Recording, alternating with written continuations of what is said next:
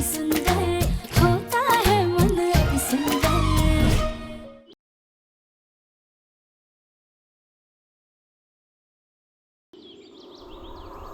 बस निहारिका, मैं तुम्हारी जिद अब और नहीं सह सकता। मुझे मेरे तरीके से जीने दो, वरना क्या ये रिश्ता तोड़ दोगे? हाँ, मैं ये रिश्ता तोड़ दूंगा। तुम्हारे साथ ऐसे घुट घुट के जीने से अच्छा है कि मैं ये रिश्ता तोड़ दूं। नहीं करनी मुझे ये शादी। आई थिंक मुझे तुमसे कभी प्यार था ही नहीं। ये सब ना एक अट्रैक्शन थी, प्यार कभी नहीं था, भी नहीं था।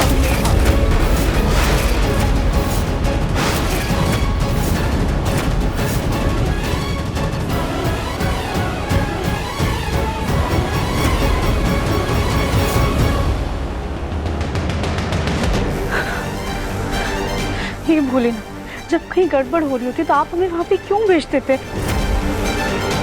नहीं, हमने कुछ नहीं सुना है। भोलेनाथ, आप प्लीज सबको संभाल लीजिएगा, प्लीज प्लीज। हमने कुछ नहीं सुना, हमने कुछ सुना ही नहीं, कुछ सुना नहीं, हमने कुछ नहीं सुना, हमने कुछ नहीं सुना, नहीं सुना। राध्या, हाँ, हमने कुछ नहीं सुना। अरे क्या हुआ, क्या नहीं सुना? कुछ नहीं रजनी मैम, वो गौरी दीदी ने हमसे कुछ काम कहा था और वो हम सुनना ही भूल गए, इसलिए हम जा रहे हैं। अरे पर प्रथम सर वो बाहर निहारिका मैम के साथ ही, आप उन्हें बुला लीजिएगा, हम जा रहे हैं, हमें देरी हो रही है। अरे राधिका को क्या हो गया? और ये प्रथम और निहारिका ऐसी क्या बातें कर रहे हैं कि प्रथम खाना खाना भी भूल गया।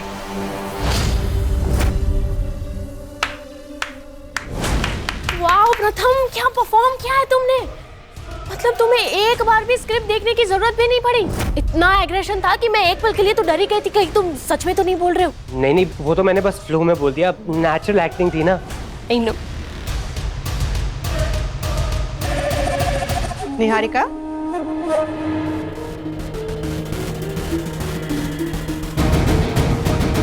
तुम्हारे मम्मी पापा ने तुम्हें बताया नहीं कि शादी के 2-3 दिन पहले से दूल्हा और दुल्हन नहीं मिलते? खैर कोई बात नहीं, अब हमने बता दिया ना, अब यहाँ थोड़ा आना जाना कम करो। माँ, आप ऐसे 16th सेंचुरी वाली बातें क्यों कर रहे हो? बेटा, बड़े बूढ़े कुछ कह गए हैं तो उसमें कहीं ना कहीं कुछ सच होगा ना। हमारा समाज में रुतबा है, हम नहीं चाहते कि कोई हमारी बहू पर उंगलियां उठाए। निहारिका बेटा, ये तो ना समझ है, तुम तो समझती हो ना।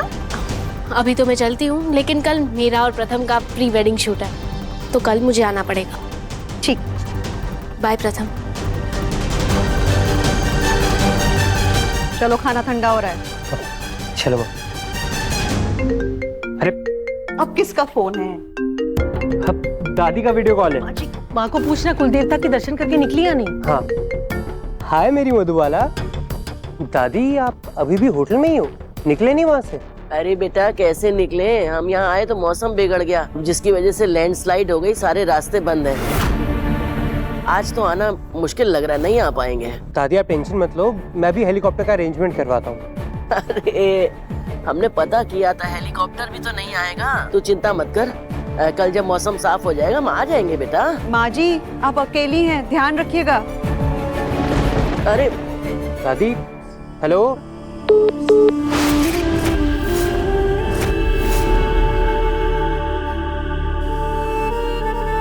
मौसम खराब है ना, इसलिए वहाँ नेटवर्क नहीं होगा। कोई बात नहीं, माँ जी से बाद में बात कर लेंगे। चलो चलो, खाना खा लेते हैं, आओ। तब तक आप लोग ही सामान लोड करवा दीजिएगा। हेलो, हाँ भैया, वो नया डेकोरेशन का सामान कब तक आ जाएगा? ठीक है जी। मैडम जी, ये प्रथम सर की शादी के कुछ कपड़े, उनको ट्राई करवाना है। ठीक है, आप हमें दे दीजिए, हम ले जाते हैं। प्रथम, ये नए प्रोजेक्ट की फाइल है बेटा, इसे पढ़ लो। अगर इसके लिए तुम्हारे पास कुछ नए आइडियाज हो तो बताना। मामा जी, अभी शादी का ना बहुत स्ट्रेस है, मेरा दिमाग नहीं चलेगा। आप प्लीज ये प्रोजेक्ट किसी और को दे दीजिए। ठीक है बेटा, जैसे तुम्हारी मर्जी। और फिर भी मैं ये फाइल यहाँ रख रहा हूँ, अगर तुम्हारा मन हो तो एक बार देख लेना।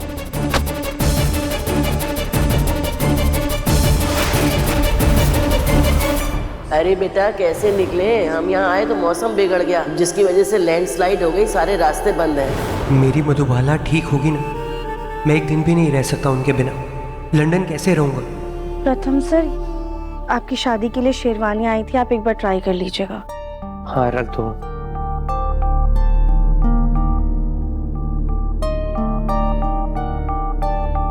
मुझे मेरे तरीके से जीने दो, वरना क्या ये रिश्ता तोड़ दोगे? हाँ हाँ, मैं ये रिश्ता तोड़ दूंगा।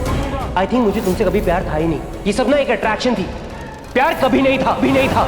लगता है प्रथम सर अपने और निहारिका मैम के झगड़े की वजह से परेशान है।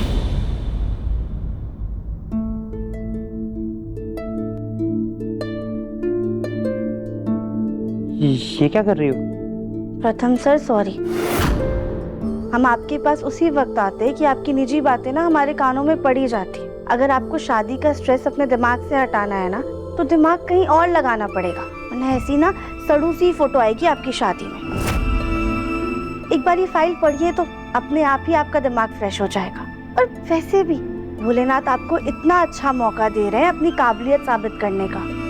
एक बार ये प्रोजेक्ट करके तो देखिए, क्या पता आपके पापा वापस से आपकी पीठ थपथपा दे। अगर हमें ये चांस मिलता ना, तो हम तो कभी नहीं छोड़ते। बाकी आपकी मर्जी, हम जा रहे।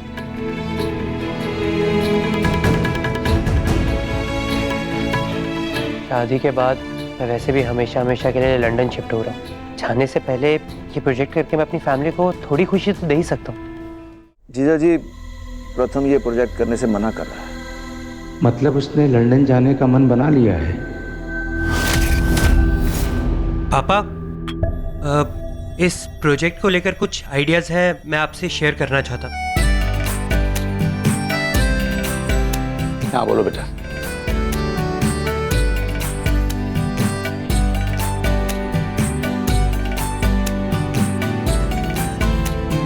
सॉरी पापा, इतने कम टाइम में मैं इतना ही कर पाया। इतने कम समय में तुमने बहुत अच्छा आइडिया सोचा है। I am proud of you. I wish पापा मैं और कर सकता। कर सकता मतलब तुम कहीं जा रहे हो बेटा? नहीं मामा, वो शादी का थोड़ा काम है तो मैं आता हूँ। पापा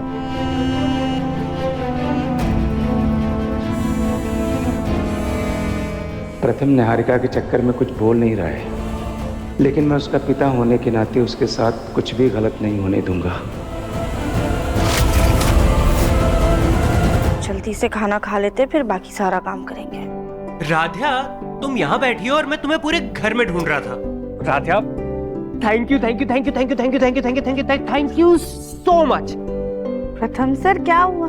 आपको भी हमारी तरीके सॉरी और थैंक यू बोलने की बीमारी लग गई क्या? हाँ, जब से तुम्हारी वंडरफुल एडवाइस ने ना मेरी लाइफ सेट की है। तुमने मुझे वो प्रोजेक्ट लेने के लिए एडवाइस किया था। मेरे पापा मेरे आइडिया से इतना इंप्रेस हो गए कि उन्होंने दूसरी बार तुम्हारी वजह से ना मुझ पे प्राउड फील किया। I am so happy Radhya. Radhya, you are the best.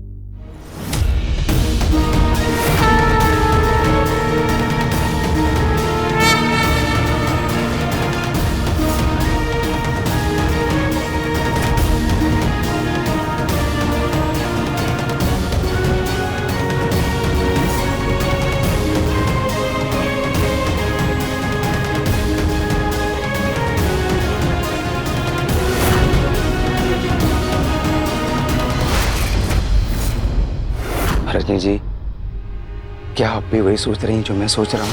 प्रथम उसकी बहुत बात मानता है। उसके कहने पर प्रथम ने पहली बार ऑफिस के काम में दिलचस्पी दिखाई है।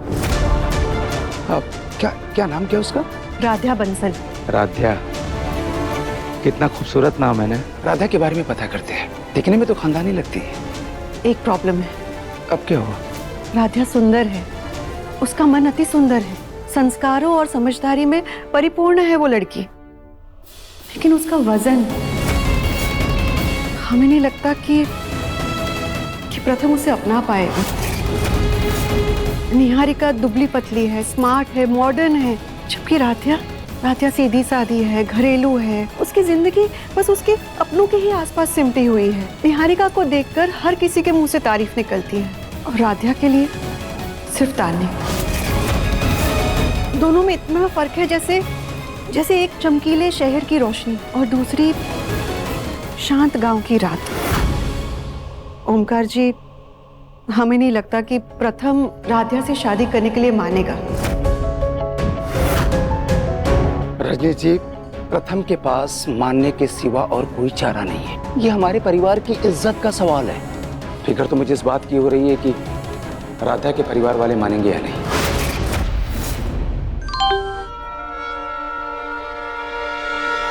बातों बातों में मैं अपने जरूरी काम भूल गया।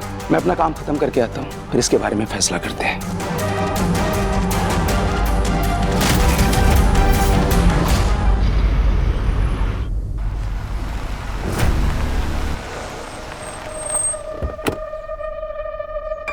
शंकर, गाड़ी घुमा के रखना, मैं 2 मिनट में आता हूँ। हाँ गौरी दीदी, आप चिंता मत कीजिए, हम लिस्ट देखकर सारा सामान लाएंगे। आप रुकिए, हम आपको लिस्ट देखकर बताते हैं। हाँ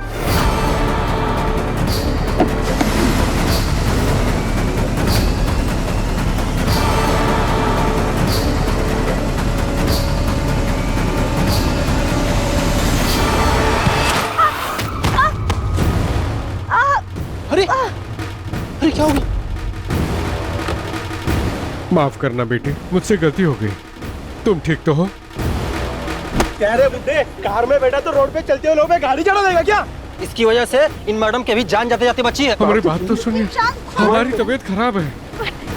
ऐसा मत कीजिए, एक बार कम से कम मेरे बोलने का मौका तो दीजिए। से जैसे भी मैं तुमसे बाद में बात करता हूँ। ये मेरे गाड़ी के पास इतनी भीड़ क्यों लगी हुई है? हम मानते हैं इनसे गलती हुई है, पर ये इंसान बुरे नहीं है। अगर ऐसा होता तो ये गाड़ी से उतर के हमसे माफी नहीं मांगते या फिर हमारा हालचाल नहीं पूछते। माफ करना बेटा, तबीयत खराब होने की वजह से मुझको पता ही नहीं चला। अंकल जी, आपका तो पूरा शरीर तप रहा है। देखिए, वाकई इनकी तबीयत खराब है। आप लोग प्लीज इन्हें माफ कर दीजिए, इनसे गलती हो गई है। आप लोग जाइए। अरे चलो छोड़ो यार, ये इनकी आपस की बात है, ये लोग समझ लेंगे। चलो चलो। कितनी समझदार लड़की है, इसे सही और गलत का फर्क पता है और कितनी आसानी से इसने सारी सिचुएशन को हैंडल कर लिया और मेरे ड्राइवर को भी बचा लिया। क्या हुआ शंकर, तुम्हारी तबीयत को क्या हुआ? अंकल जी, ये आपके ड्राइवर है? हाँ बेटा, मैंने तुम्हारी सारी बातें सुन ली। चलो तुम दोनों को डॉक्टर से चेकअप करवा देते हैं, हो सकता है तुम्हारे पैर में अंदरूनी चोट लगी हो। चल। नहीं अंकल जी, उसकी जरूरत नहीं है। आप ड्राइवर अंकल को ले जाके डॉक्टर के पास दिखा दीजिए, हम चले जाएंगे।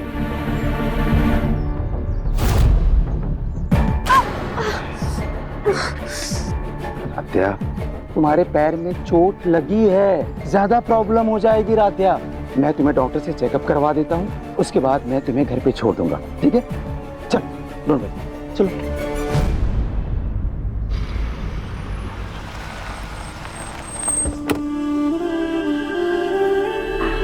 आराम से। अंकल जी, आपने बेवजह ही तकलीफ की। आपको घर पे शादी के इतने सारे काम हैं और आप हमें यहाँ तक छोड़ने आ गए। देखो बेटा, अगर तकलीफ है तो आराम सबसे पहले होना चाहिए, इसीलिए तो मैंने अपने ड्राइवर को भी आराम करने के लिए घर भेज दिया। तुम भी आज रेस्ट करो। चल। अंकल जी, अब आप यहाँ तक आए हैं तो घर के अंदर भी चल लीजिए। हमारे दादू आपसे मिलकर बहुत खुश होंगे। तुम्हारे परिवार से एक बार तो मिलना ही था। अच्छा हुआ भोलेनाथ ने ये रास्ता खुद दिखा दिया।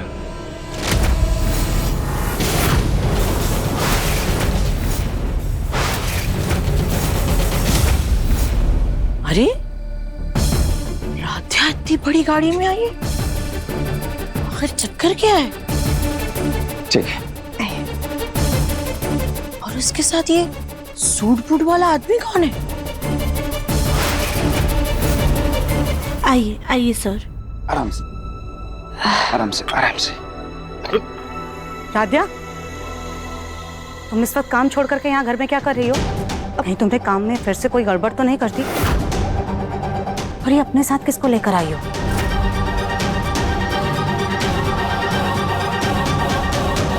नहीं दादी, वो दरअसल। जी, मैं ओमकार मित्तल। ओमकार मित्तल, जहाँ हमारी बच्चियां काम कर रही हैं। जी नमस्ते। आपको परेशान होने की कोई जरूरत नहीं है। राधा ने कोई गलती नहीं की है। बल्कि इसने हमारे ड्राइवर की गलती को माफ कर उसकी जान बचाई है, वरना आज बाजार की भीड़ तो मेरे ड्राइवर को पीट पीट करके जख्मी कर देती। दरअसल मेरे ड्राइवर की गलती से राध्या को चोट लग गई। राध्या बेटा, तुम तो ठीक हो ना? जी दादू, हम ठीक है। ओमकार सर हमें डॉक्टर के पास ले गए थे और पट्टी भी करवा दी है।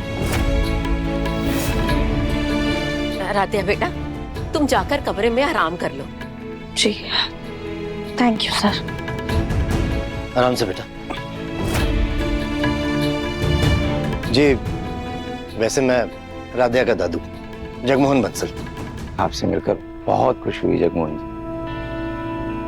क्या करूं, मैं इनसे बात करूं या नहीं? नहीं, ऐसे अच्छा नहीं लगता। सुजाता बेटा, खड़ी क्यों हो? जाओ, मेहमान आए हैं, उनके लिए कोई चाय कॉफी बनाकर लाओ। अभी लेकर आते हैं। जी, उसकी कोई जरूरत नहीं है। मैं तो बस राध्या को छोड़ने आया था। मेरे घर में शादी है, बहुत काम है, फिर कभी मिलते हैं।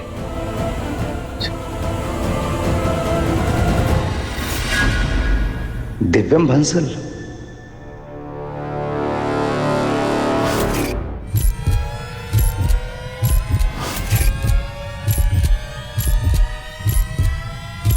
जी ये मेरा बेटा और बहू दिव्यम और राधिका।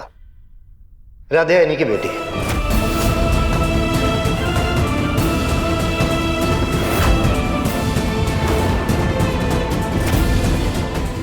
तो राध्या उस भंसल परिवार की बेटी है जिनका एक जमाने में खुद का इतना बड़ा फूड का बिजनेस था।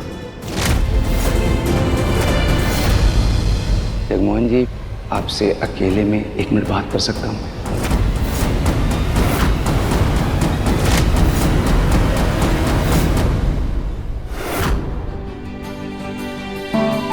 वाह निहारिका, ये लहंगा कितना ब्यूटीफुल है। वैसे मानना पड़ेगा हाँ निहारिका, माँ ने तुम्हारे लिए अदिति से ज्यादा महंगा और सुंदर लहंगा सिलेक्ट किया है। हाँ निहारिका, मुझे तो सच में तुमसे जेलसी हो रही है। दादी को ना मेरा टेस्ट बहुत अच्छे से पता है। ये कांच की गुड़िया दूसरों की जिंदगी में दुख भरकर खुद की खुशियां सजा रही है। पता नहीं ये ओमकार जी कहाँ रह गए, अब तक आए क्यों नहीं? देखिए, मैं सीधा साधा इंसान हूँ और सीधी बात करने में विश्वास करता हूँ। जब मैंने आपका नाम सुना और दिव्यम जी का अंदर फोटो देखा तो मुझे एहसास हो गया राध्या दिव्यम बंसल परिवार की बेटी है। और कानपुर का ऐसा कोई व्यापारी नहीं है जगमोहन जी जो आपके नाम से परिचित ना हो। जगमोहन जी, मैं आपकी पोती राध्या का हाथ अपने बेटे प्रथम के लिए मांगता हूँ।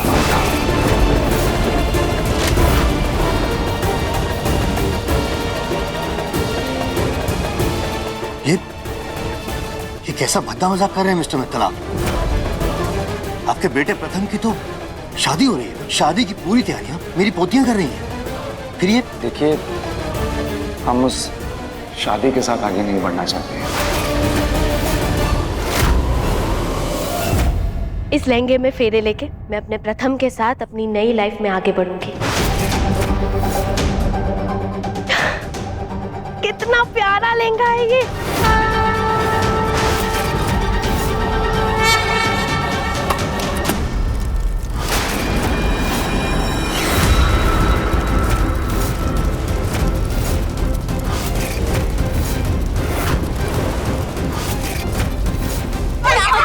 अदिति, पानी लेकर आओ जल्दी। हाँ, मैं पानी लेकर आती हूँ।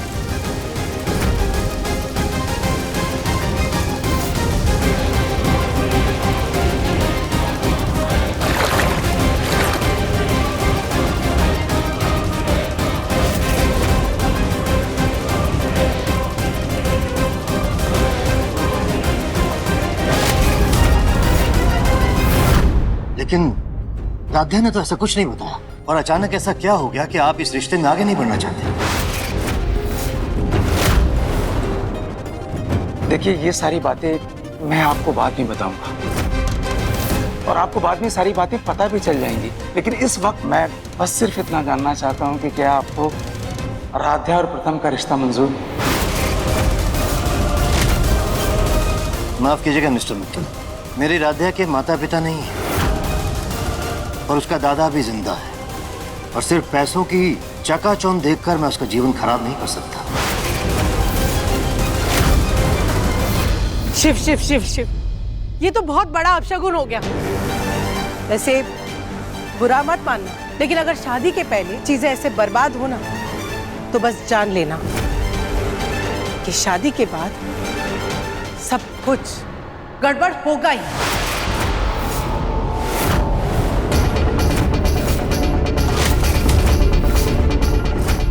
गड़बड़ तो होनी ही है।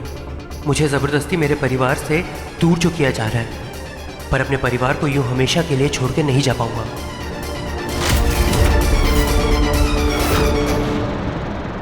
नहीं जा पाऊंगा। मैं अपनी पोती की खुशियों के खिलाफ नहीं जा पाऊंगा। माफ कीजिएगा मिस्टर मित्तल। जगमोहन जी, मैं आपको यकीन दिलाता हूँ, राधा की खुशियों के ऊपर कोई भी आंच नहीं आने दूंगा। हम सब उसका पूरा ख्याल रखेंगे, आप विश्वास करिए मेरे ऊपर। जिस बच्ची के साथ आप रिश्ते में आगे नहीं बढ़ना चाहते, उसकी खुशियों की जिम्मेदारी भी ली होगी ना आपने। इतना बड़ा फैसला अचानक यूं ही नहीं लेता कोई। जरूर कोई बहुत बड़ी बात है या कोई बहुत बड़ी साजिश, और मैं अपनी पोती को किसी चक्रव्यूह में नहीं फंसने दूंगा। सही कहा आपने, होंगे आप बहुत अच्छे इंसान, लेकिन इस वक्त जो आप फैसला ले रहे हैं वो मेरे असूलों और मेरी नैतिकता दोनों के खिलाफ। इसलिए माफ कीजिएगा मिस्टर मित्तल, इस फैसले में मैं आपका साथ नहीं दे पाऊंगा। जगमोहन जी, मैं आपकी परेशानी समझ रहा हूँ। मैं भी एक बेटी का पिता हूँ, लेकिन राधा को मैं जितना जानता हूँ, इतना तो मैं जरूर समझ गया हूँ कि मेरे बेटे प्रथम के लिए राधा से बढ़कर और कोई भी जीवन साथी नहीं है।